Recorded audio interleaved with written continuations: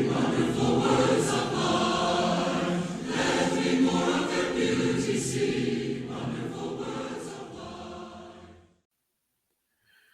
everybody. Welcome back to the Words of Life podcast with Adam Kitt and Kevin Baruni. Hello again, Kevin. Hey, how you doing, Adam? I am wonderful. I'm wonderful. At the time when everybody's going to hear this, we will have celebrated another 4th of July. So happy post-Independence Day. Out here in the very free state of Tennessee, we get to do our own fireworks. Yeah, we do that here in Arizona as well. Every time there's a New Year's, 4th of July, right? Certain things, they'll pop up. There's a fireworks stands on all the corners. Yeah. But we get like full-on mortars. Yeah, we lived across the street from some people for a while and down the same street as us who would light off. They were not exactly legal. They were getting them from, Mexico and stuff like that, I'm sure. Yeah. Or New Mexico. You can drive to New Mexico and get them as well. Sure. And so they would light them off. And sometimes, we would post years and years ago, we posted a video on Facebook of whatever. And you're like, this is our neighborhood. This is not the 4th of July. This is just a normal Tuesday night, right? Because there was some block party, whatever, something. Yeah. I don't know, someone's birthday, and everyone was hanging out, and someone decided, hey, let's go get the fireworks and start lighting things off. And that usually shuts the party down, because if it's not the 4th of July and they start going off, then everyone go inside for the police show up. Yeah. Kind of Yeah, too funny. Well, we there's very little restrictions out here. And last year was our first 4th we had out here. It was pretty spectacular. Getting out to launch all the big, big star flowers in the sky and everything. It was lots of fun. So yeah, this will be one of our first 4ths in a long time where we'll have both our kids around, which is interesting because now they're 18 and 20. But over the last however many years, when they would go to camp in the summer, their summer camp was always the week of the 4th of July. Like that's the week they were able to get at that campsite. And so we haven't had them around for the 4th of July for 10 years, right? Since they were little kids. Yeah. Right. And now we'll have them around because they're too old for camp. Our daughter went, but this year it got moved to, middle of end of June. They got a different week for once.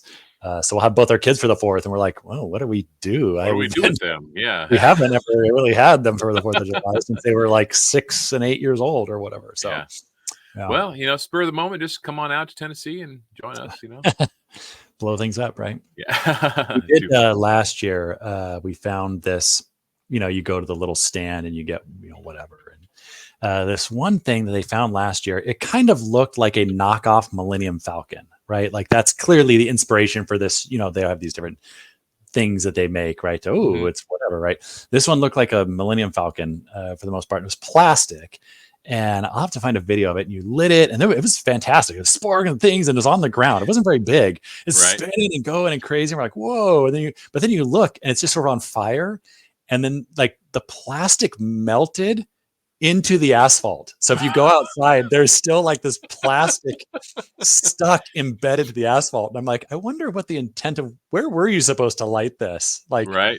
The design here is not Who great. knows? Yeah. A molten ball of plastic. They didn't think this all the way through, did they? Yeah. Too funny.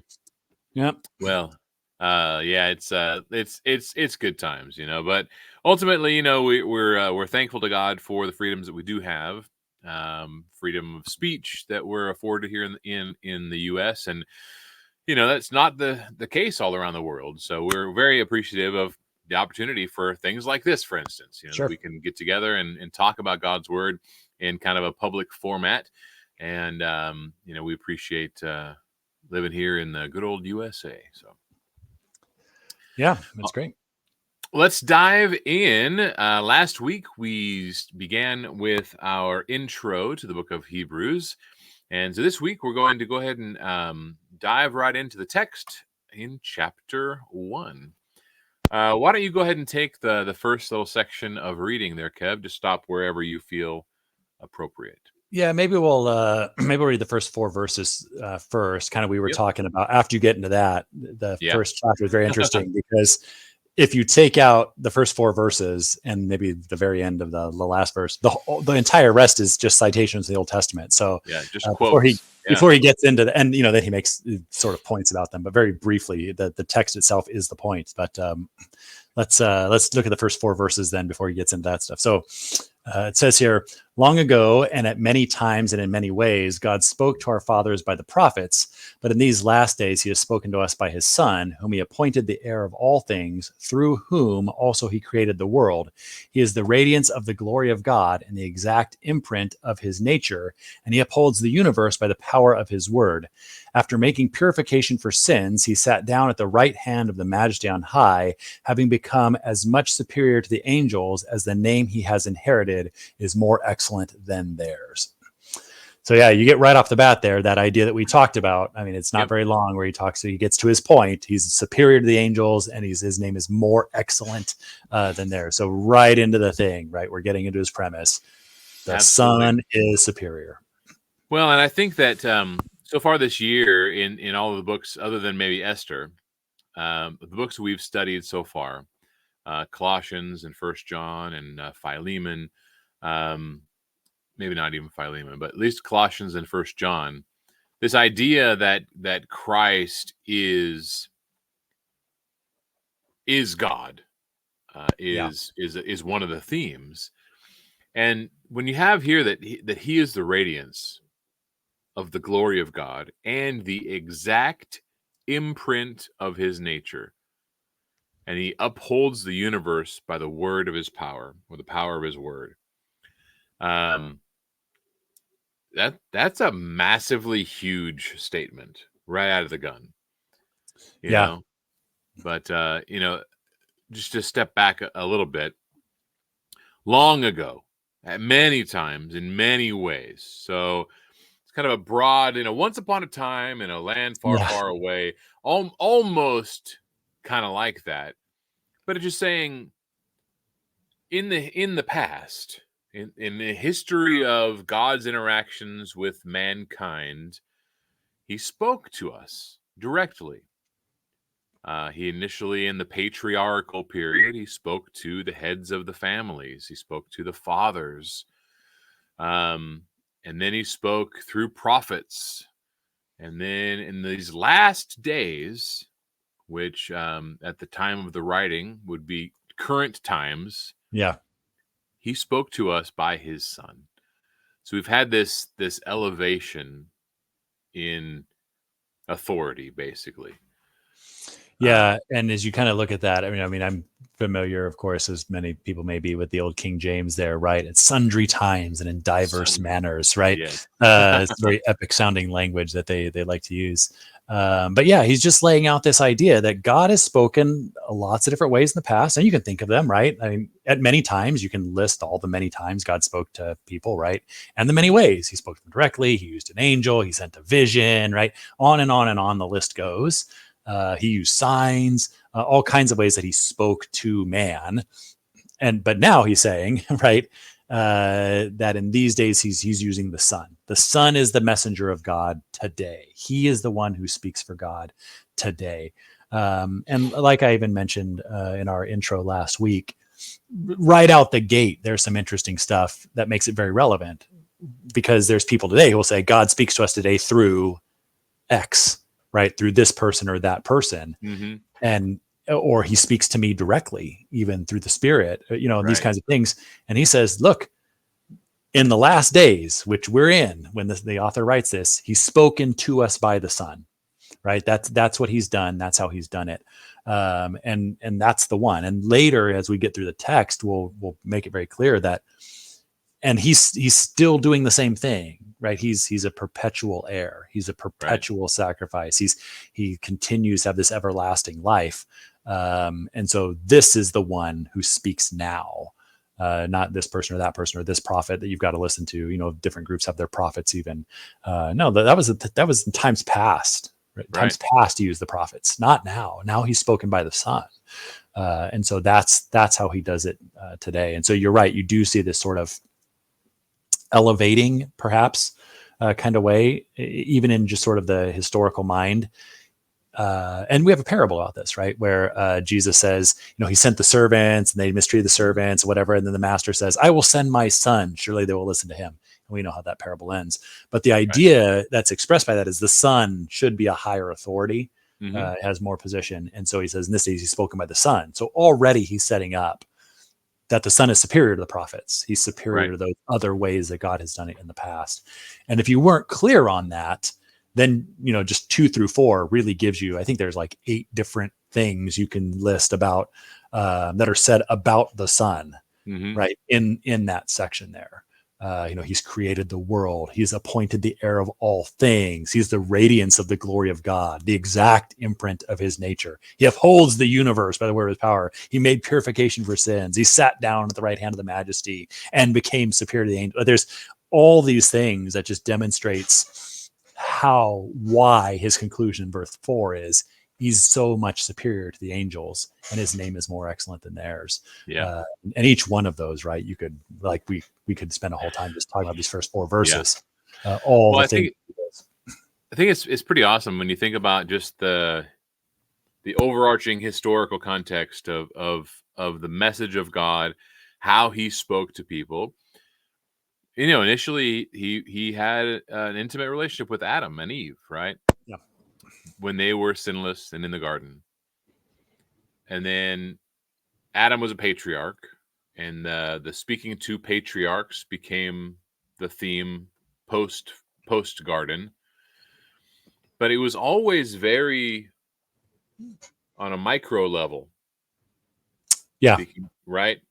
I'll speak to this guy directly Speaking about his directly thing. to one person, Yeah. right? Sometimes he would send a prophet to speak to a group of people, like Jonah, for instance, was sent to Nineveh. Certain prophets throughout, all the history were sent to correct people and judges and things like that. But even then, it wasn't ever to everybody. It was only to a to his specific people or to his a nation. people at a specific time for a specific purpose. Yeah. And you look at the providence of God and his plan to bring about Jesus at the right time in the world's history. You read the book of Daniel, for instance, you see this vision of this statue that was going to be, this that in his vision. And at the right time was in history, the kingdom of the Romans would be in existence. And that would be the time when Christ would come. And so in hindsight, we can see all of those things. And Christ is also a superior spokesman because not only is he going to bring about salvation to the Jews, ultimate salvation to the Jews who've stayed with God the entire time, give or take, but he's also opening up the door to all mankind. Yeah. Right, which makes him vastly a superior spokesman because his message is now also to everybody. That's right. And that's really where we'll get into that sort of We chapter will. 3, 4, 5, the superiority of his work, right? Yes. That this is one of the reasons he's superior, right, to the old law, to Moses, right, is because of this, the work that he did was superior. And that's, Hebrews has a lot of things that you can find in other places. For example, we often think of the Gospel of John when we talk about Jesus creating the world, right? But you see it here as well, right? Through whom he also created the world, right? We see it here as well. And we see that idea of, the superiority to Moses. This is not the only place. Paul talks about the ministry of Christ that he had was superior to the ministry of Moses, right? So these are not exclusive to Hebrews. It's not like I only say that because there are certain groups or people or skeptics, maybe let's say, use that word, that would suggest that sometimes people are introducing new things, or, for example, Paul's Christianity is different than Peter's Christianity, that kind of stuff. But you come to Hebrews, and there's a lot of things here, but this is not this is not the only place in the Bible that talks about the supremacy of Jesus, right? Or the preeminence of Jesus. No. The New Testament is full of that. And those all ideas. Over the place. Yeah. This is just a very specific laying out of that as its central premise, where a lot of those, it's, I don't want to say an aside. The supremacy of Jesus is never an aside. No, it's not the central theme of the point text. number one. Right. Jesus is superior to the angels, right? Yeah. So we're going to start there, Yeah. And it just, from right? here on out, it's the constant theme of the text. Yeah, And that's what he's going to get into for the rest of this chapter, basically, right? So as we're thinking about our outline and we're kind of thinking about, what's going on here, chapter 1 really is about sort of Jesus is superior, or the Son. He won't usually, I don't think, I'm sure he ever uses the name Jesus specifically. He right, almost always refers to as the Son. But the Son of God is superior to the angels. And so that's what we see here, right? He's superior to the angels, verse 4, and his name is more excellent than theirs. And now he's going to spend the rest of the chapter effectively proving that point. He's given you the point, and now he's going to, and here is my evidence to support my claim, right? I'm making a claim that the Son is superior to the angels. Well, how can you say such a thing? Angels are pretty awesome, right? Angels are pretty terrifying. How can you say that the Son is superior to the angels in that way? And, right. to us, that seems maybe self-evident. And to us, it seems like the Son of God is superior to the angels. But to people who might have been around at that time, what you're saying is the person of Jesus, that meek guy that walked around and that the Romans crucified, he's superior to angels. Where one of them came and wiped out 100,000 people and brought a plague on whatever. And they, these terrible harbingers of doom and destruction that God would sometimes send out. The angel of the Lord passes through the land of Egypt and all the firstborn of man and animal dies, right? Right. How is this man who walked around Yeah. superior to The that, right? angels showed up to Sodom and Gomorrah, to Lot's doorstep, right? Yeah, And yeah. the next thing, the entire two They get cities out are of town because completely we're going to wiped wipe out, out right? this Yeah. town with fire from heaven, right? Yeah. And Yeah. so, So okay, when these audience probably thought about angels, they thought about those examples, angels are amazing. Wow, Yeah. right? The Right. Son is superior to them, right? Yeah. And there's also that sort of familiarity kind of bit of, I've never seen an angel. I know the stories of them. They're spirits. They're these ministers of God. They're in heaven with him. So they're pretty awesome and impressive. And I'm not necessarily suggesting that the people that he's writing to may have thought that angels are superior to the Son of God or angels are superior to the Christ. But he's just trying to point out, let me think of the most powerful sort of thing that I can reference, the most Hmm. powerful being I can reference outside of God himself. What could that be? Angels. Okay, I'm going to use that just to show you this is better than that, right? Even though you wouldn't necessarily argue the point per se, right? If you were a Christian, you wouldn't Right. necessarily argue that angels are better than Jesus. But it's just this idea. Let me show you how great he is. I'm going to show you something awesome and then show you how he's better than that, Yep. by way of comparison almost. Absolutely. So let's get into it. What does it say? He says, "For to which of the angels did God ever say, 'You are my son, today I've begotten you'? Or again, 'I will be to him a father, and he shall be to me a son'?" So he starts off with these kind of rhetorical questions. This basically saying, God never said to an angel, "You're my son," Right. or "I am your father," Yeah. right? "And you are my son." He's never said that to any angels, but he did say it to Jesus the Christ. Yeah. Well, or "You are even my just to the Son, right? Because that's in the Yes. title, right? Yeah. He has called one the Son, The son." Yep. Only and one. I'm the Father, but he's never said that to any of the angels, right? Nope. And so you could, as a Hebrew Christian, right? You wouldn't even have to, but you could go back and say, yeah, let me look and see all the angel stories I've got. Yeah, no, never anywhere does he say to any of those, "You are my son, this day I've begotten you, and you are my son, I'll be a father to you." He's never said that to any angel, right? And so that's kind of the point. But I mean, he said it to the Son, and you're like, when? Well, Yeah. we could look and say, well, the baptism and those things, but the implication is really it's in the name. I Yep. mean, the fact that there is a son means he's called him the Son.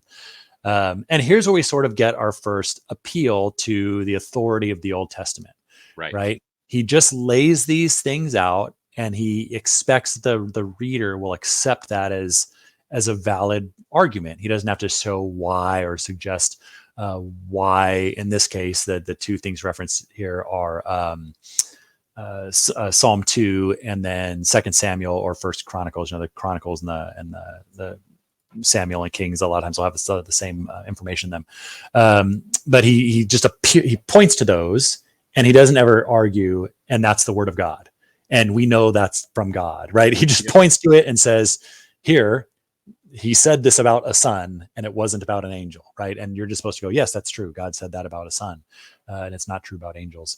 And this gets to an interesting thing, which, we may not have time all the way along to go through every single one and pull it out. But I encourage your our listeners, to go out and to chase down the references. This was a really fascinating thing for me when I went through Hebrews a while back, and look at the references, read them, and then read the broader context around which, this author is pulling that from. Because a lot of times you're going to look, for example, let's do it with this one, right? Psalm 2 is the psalm that's being referenced at the beginning there. You are my son, today I've become your father. And when you look at Psalm 2, it doesn't say, a psalm of David about the coming Messiah, the Son of God, right? It just says the person is the Lord's anointed. And so, that's that. Remember, the Psalms are songs. And so let's put ourselves sort of in that mindset. A new song comes out, right? A new worship song comes out, written by whoever, David or whatever. Hey, here's a new worship song. What's it about? Oh, it's about the Lord's anointed.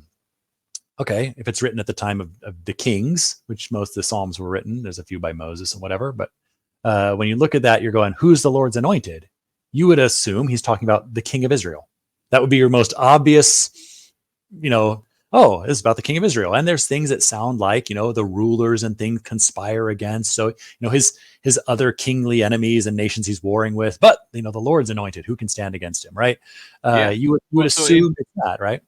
In Psalm 2, for instance, right, in verse, so this reference to Psalm is verse 7 of Psalm chapter 2, right? Verse 10, it says, now therefore, O kings, be wise, be warned, O rulers of the earth, serve the Lord with fear. So in the context of all of this, you're never going to just walk away thunderstruck that he's talking about the future Messiah. Or the Son of God. Or the Son of God. You would think he's using that poetically, right? That, this king is like my son, not that he actually is divine in some way, right? That's would be your natural inclination. The Lord's anointed is his son, right? Because he acts as a father to him. Right. He protects them. He defends them. He takes up his case and, these kinds of things. He gives them authority, those kinds of deals. And the same thing when you get to the next one, right? When you look at the next one there in that same verse is from Second Samuel. And if you go and read that chapter 7, it's God talking to David. Right. About I'll build you a house and these kinds of things. And I will give you a son and I'll establish the throne of his kingdom forever. And he will be he will be a son to me and I will be his father. Right. And so if you're David and you're hearing that as God is speaking to you, you're going to think he's talking about your literal son, Solomon. Right. And he was. And so but he was also simultaneously speaking about the future Messiah, the real Son of God. The real anointed, the real king, right? And that's going to be the point of the Hebrew author throughout, is that these prophecies about the Lord's anointed, these prophecies about the king, these prophecies about, these were true of the kings and the anointed of God. And what has he told us? At many times and in many ways, he spoke by these other people. He spoke to David, right? He spoke to the kings. David prophesied things, right? He was a prophet. And in days past, he did that with his anointed. But who's the last anointed? Who's the final prophet? Who's the last king?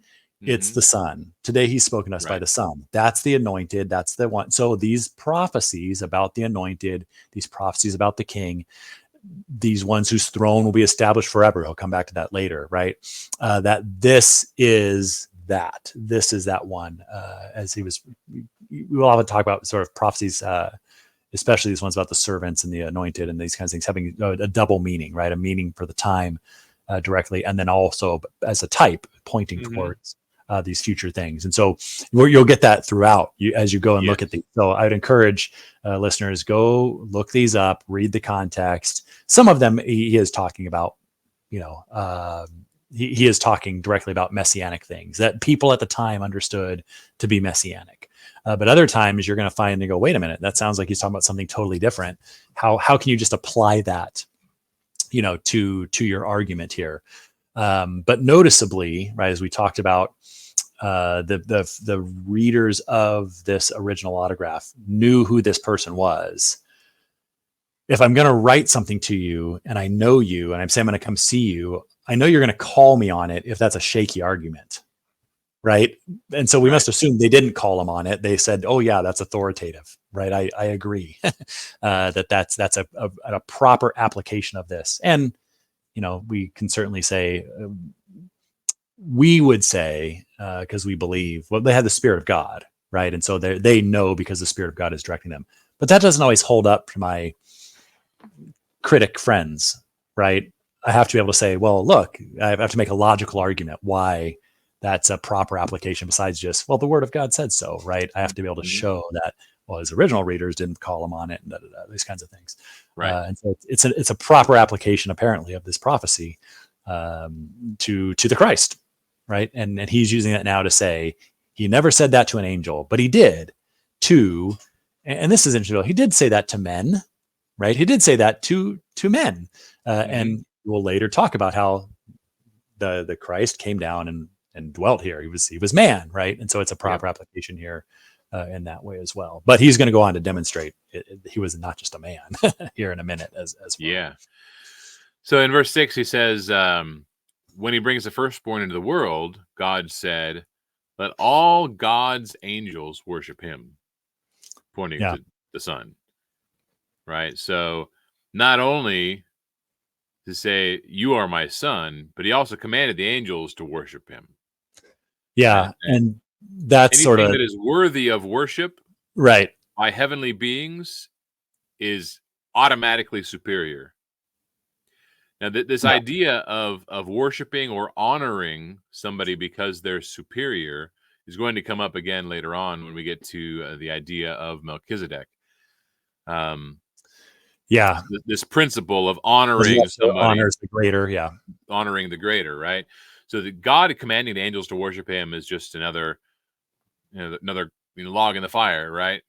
Yeah. And then he says, of the angels, he says, he makes his angels winds and his ministers a flame of fire. But of the Son, he says, your throne, O God, is forever and ever. The scepter of uprightness is the scepter of your kingdom. So he makes this comparison between the work and position of the angels.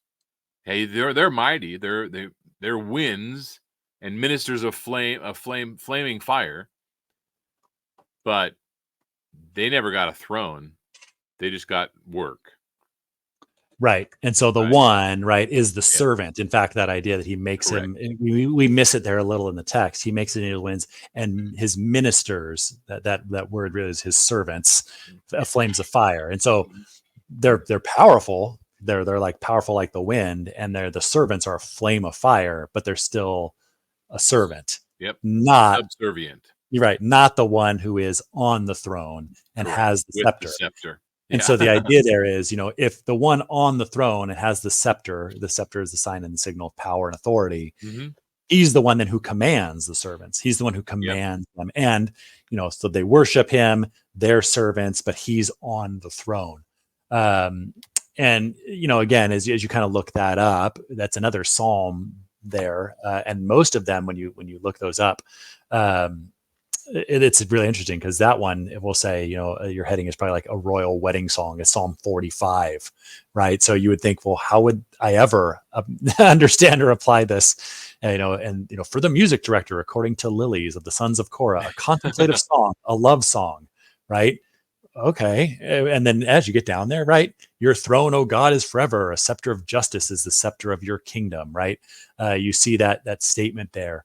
And you kind of look at that and you go, how would I know that that's about that? And it may not directly be, what he's doing is he's using it to point out the throne of God is forever, right? And the scepter of uprightness is the scepter of your kingdom. But then that's really interesting, because in that one you would say, who's he talking about? And the answer would either be he's talking about God, right? Which Mm-hmm. would suggest now very clearly he's saying the Son is God, because he's saying, your throne, O God, is forever, and he's applying that to the Son, going back to the idea of the Second Samuel one, right? He will be a son to me, and I will establish his kingdom forever. Those ideas, they expected that the Christ, that the Messiah, would sit on the throne of David. He would have this eternal throne, this everlasting throne. And what he's now saying is the one who is going to sit on the throne of David, the Messiah, is divine, because it's the throne of God, which is forever, not the throne of man. And so that one sitting on it, the Son sitting on it, is superior because he's divine. This is really sort of this first claim. I mean, it's up above. He said in his premise, he said the Son is divine, but this is his first. Let me point to some proof. Let me pull some evidence from the text to demonstrate that the Son is supposed to be divine.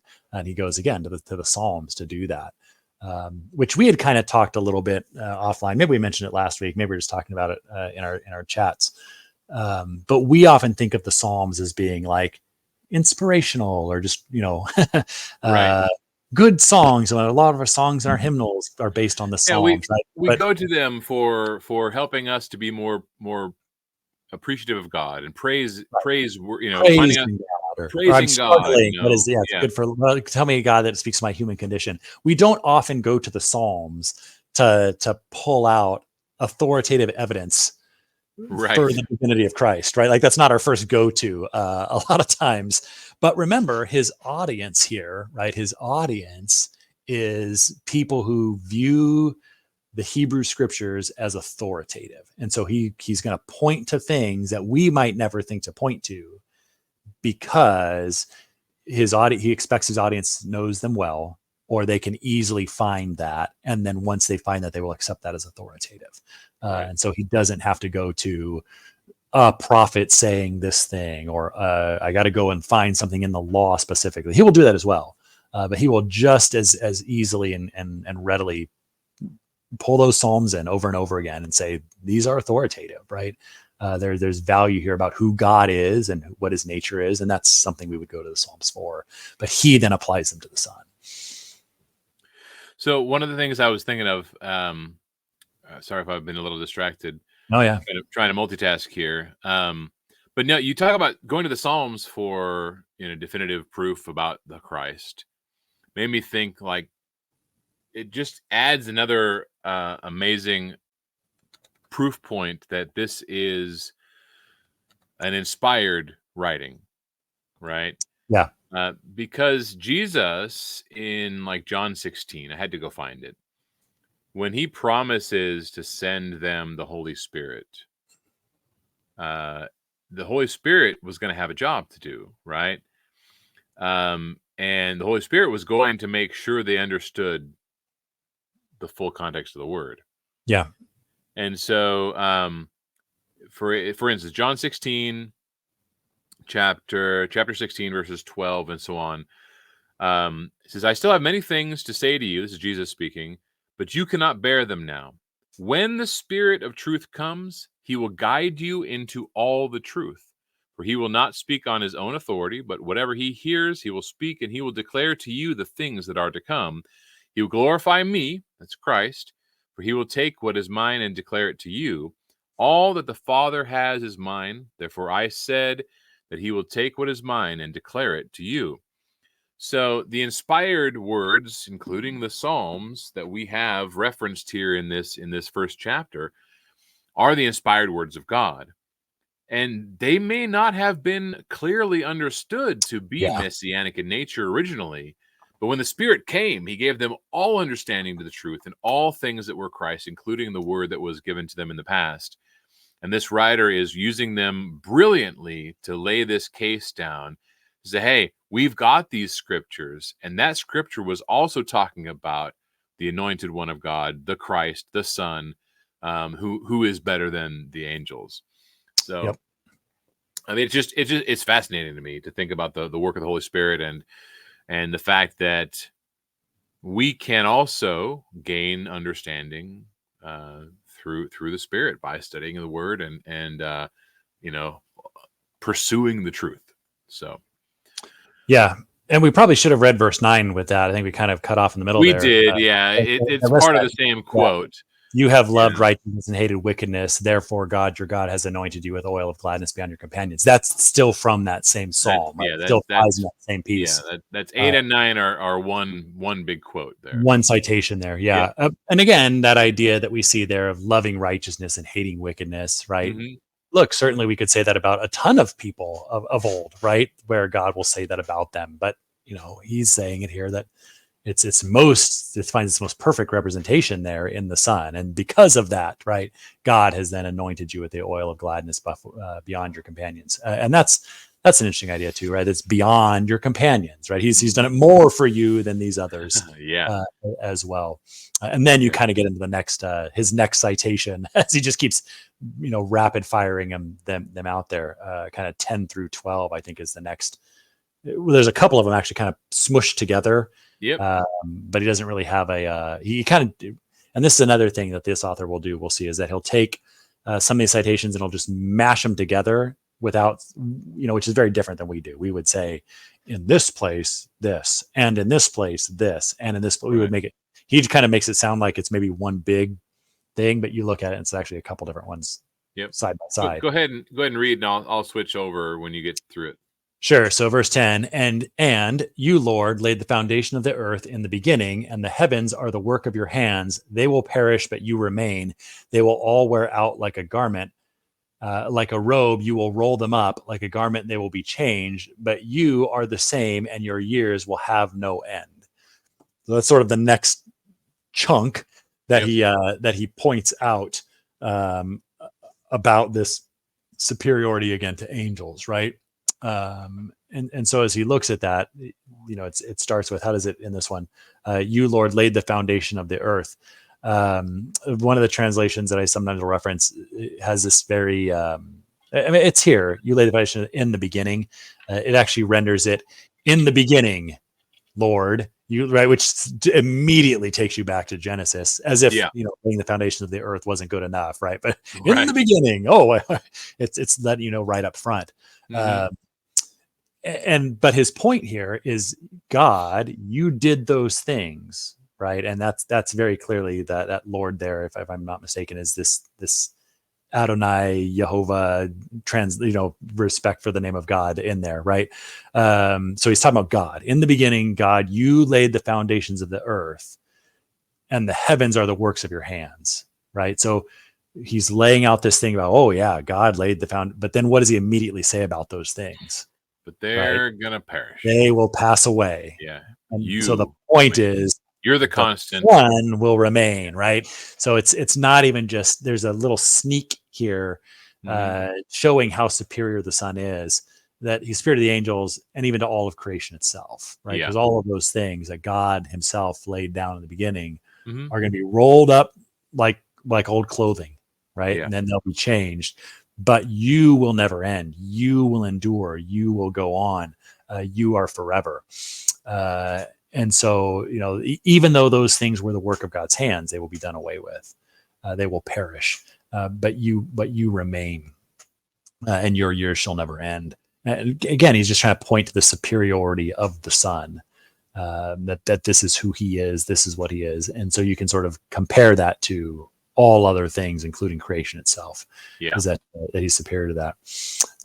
And so, I sometimes try and look at each one and try and figure out, okay, how's the Son superior in these verses? How's he in these verses? How's he in these? And so this one, it really is. He's superior to creation itself, not Yep. even just the angels, which are a subset of creation, right? But he's Yes. superior to all of creation, not just the subset of it that the angels represent. And he uses the temporary nature of the physical realm, and he describes it in different ways, right? So he describes it as, they will perish, but you will remain.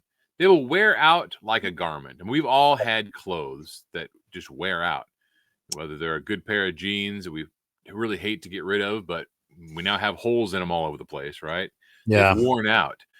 Um, but or like a robe, you'll roll them up like a garment, they'll be changed, but you're going to stay the same. You're a Yeah. constant. You are a constant presence. Your years will have no end.